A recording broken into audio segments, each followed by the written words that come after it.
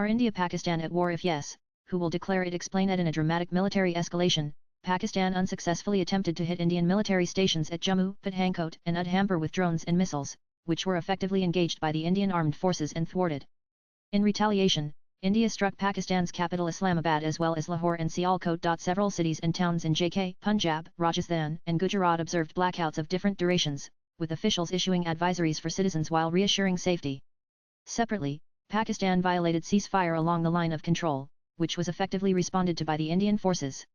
The cross-border action followed India's Operation Sindoor, under which armed forces destroyed terrorist hubs across 9 locations in Pakistan and Pakistan-occupied Kashmir to avenge the Pahalgam terror attack. Pakistan's provocation and India's strong retaliation on Thursday night begs the question: are the nuclear neighbours at war? If yes, how is a war formally declared in India? News 18 explains. India addresses matters related to declarations of war through a mix of constitutional provisions, parliamentary oversight, and executive authority, unlike some countries with formal legislation on such declarations. In India, the power to declare war resides with the President, but it is exercised based on the advice of the Union Council of Ministers led by the Prime Minister.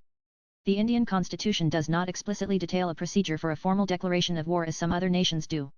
However, the declaration of a national emergency under Article 352 of the Constitution is the closest constitutional mechanism related to a warlike situation. Procedurally speaking, if a formal declaration of war is to be made, the Union Cabinet, after assessing the situation, will make a written recommendation to the President.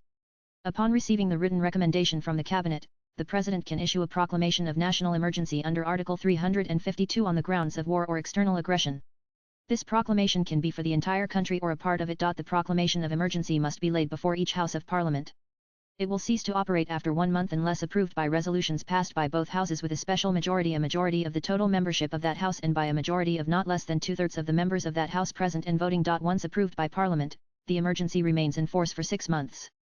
It can be extended for further periods of 6 months with continued parliamentary approval through similar resolutions. Finally, the President can revoke a proclamation of emergency at any time through a subsequent proclamation.